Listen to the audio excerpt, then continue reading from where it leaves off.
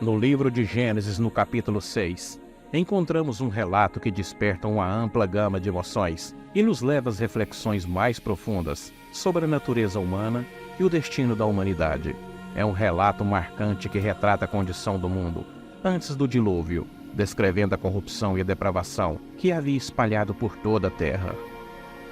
Nesse momento da história, as Escrituras relatam que a humanidade se afastou dos caminhos do Senhor e envolvendo-se em uma violência e perversão sem controle. A narrativa bíblica nos conta que os filhos de Deus, uma possível referência a anjos caídos, se uniram às filhas dos homens, resultando em uma geração de seres poderosos e de grande maldade sobre a terra. No capítulo 6 do livro de Gênesis, encontramos um relato que desperta um misto de fascínio e questionamentos mais profundos sobre a relação entre os anjos e as mulheres. Esse é um tema que tem intrigado teólogos e biblistas do mundo inteiro e inspirado inúmeras interpretações ao longo dos séculos.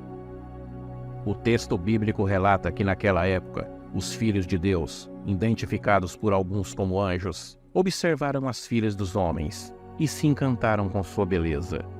Essa atração os levou a coabitar com elas, gerando uma descendência conhecida como os Nefilins, seres de grande estatura e renome na antiguidade. Esse episódio suscita uma série de emoções e reflexões. Por um lado, desperta o fascínio pela ideia de seres celestiais, normalmente associados à pureza e à santidade, e se envolvendo em relações com seres humanos. Essa transgressão da ordem estabelecida levanta questões sobre os limites entre o divino e o humano, e também as consequências dessa interação e o impacto na trajetória da humanidade. Por outro lado, a história dos anjos coabitando com as mulheres também traz à tona sentimentos de conflito, perplexidade e até mesmo angústia. A mistura de dois reinos tão distintos, o celestial e o terreno, pode gerar uma sensação de ruptura e muita insegurança. A transgressão divina traz consigo o peso da desobediência e as possíveis consequências para ambos os lados. Embora não seja uma unanimidade entre os teólogos e não haja um versículo que diga que 1/3 dos anjos caiu do céu, alguns versículos, quando juntos, nos levam a algumas conclusões. Algum tempo após a sua criação, e certamente depois do 6º dia, quando tudo foi declarado muito bom, Gênesis 1:31, Satanás se rebelou e foi expulso do céu. Como caíste do céu, ó estrela da manhã, filha da alva, como foste lançado por terra, tu que debilitava as nações. Isaías 14, verso 2. Jesus também disse: eu via Satanás caindo do céu, como um relâmpago. Lucas 10, verso 18. E no livro de Apocalipse, Satanás é visto como uma estrela que caía do céu. Apocalipse 9, verso 1. Essa história não só revela o desejo humano por conexões além do mundo visível, mas também traz uma mensagem profunda sobre as escolhas e consequências das ações humanas. Após a queda, nesse cenário, a prostituição surge como uma manifestação extrema dessa depravação moral, na qual a intimidade e a sexualidade foram corrompidas e exploradas de forma desenfreada e indescritível. A prostituição era uma prática que violava a dignidade das pessoas envolvidas e desconsiderava os princípios do amor, e muitas vezes o compromisso da fidelidade era jogado às traças. O desrespeito pelo ser humano e a ordem estavam descontrolados. Diante desse contexto de decadência moral e corrupção, Deus viu a necessidade de intervir de forma drástica sobre a humanidade. Foi então que o Senhor anuncia o fim da humanidade. Ele anuncia o dilúvio.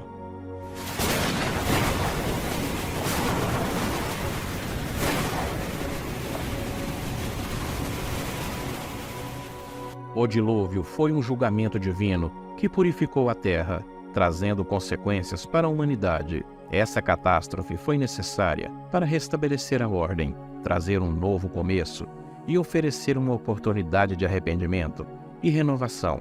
O coração humano estava tomado pela iniquidade e a escuridão parecia prevalecer. O pecado parecia não ter mais controle.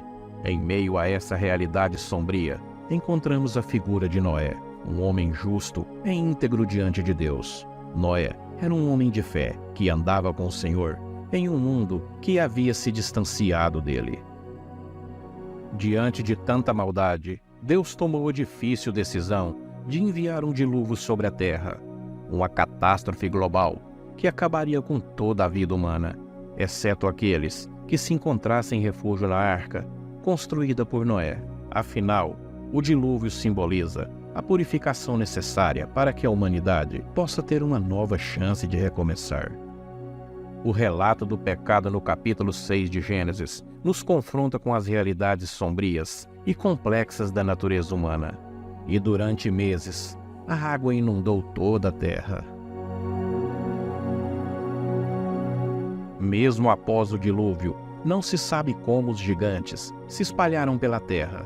Suas menções evocam a sensação de maravilha e de temor, revelando uma era de seres extraordinários que habitaram a terra nos tempos antigos. Certamente, os gigantes mencionados na Bíblia são uma parte fascinante das histórias antigas, repletas de mistérios e poder. Nas Escrituras, existem várias passagens que relatam a existência desses seres enormes e muito temidos. Gênesis no capítulo 6, verso 4, na época em que os homens começaram a multiplicar-se sobre a terra, nasceram filhos e filhas, e os filhos de Deus viram que as filhas dos homens eram bonitas e escolheram para si aquelas que lhe agradaram. Havia naqueles dias gigantes na terra, e também depois, quando os filhos de Deus entraram as filhas dos homens e delas geraram filhos. Estes eram os varões valentes que houve na antiguidade, homens de fama. Gênesis 6, verso 3. Números capítulo 13, verso 33. Também vimos ali gigantes, filhos de Anak, descendente dos gigantes. Éramos aos nossos olhos como gafanhotos, e assim também éramos aos seus olhos.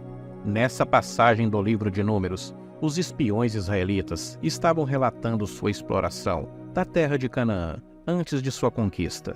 Eles expressam sua própria sensação de pequenez e insignificância ao se depararem com os gigantes, comparando-se a si mesmos como gafanhotos. Deuteronômio capítulo 3, verso 11, também fala de um gigante, Og, rei de Bazã. Essa passagem em Deuteronômio descreve Og, rei de Bazã, como o último remanescente dos gigantes. Há referência às dimensões impressionantes de sua cama, feita de ferro, acrescenta um elemento de admiração e reverência. A descrição detalhada dos números e medidas reforça a seriedade e precisão do relato bíblico. O texto bíblico diz que o comprimento de sua cama era de 9 côvados, e sua largura era de 4 côvados, segundo o côvado de um homem. Uma das últimas menções na Bíblia em relação aos gigantes é mencionada em Amós no capítulo 2, verso 9, que diz assim: Todavia, eu destruí diante dele o amorreu, cuja altura era como a altura dos cedros, e que era forte como os carvalhos, mas destruí o seu fruto por cima, e as suas raízes eu derrubei por baixo. Os gigantes na Bíblia são apresentados como seres extraordinários que habitaram a terra em tempos remotos. Suas histórias inspiram um senso de maravilha e assombro, enquanto provocam a reflexão sobre a natureza humana e sua relação com o divino. A pergunta que intriga os especialistas em todos os tempos, há milhares de anos, é sobre Gênesis 6. Será que os anjos coabitaram com as mulheres e dela nasceram gigantes? Esta é uma resposta que o tempo insiste em nos revelar.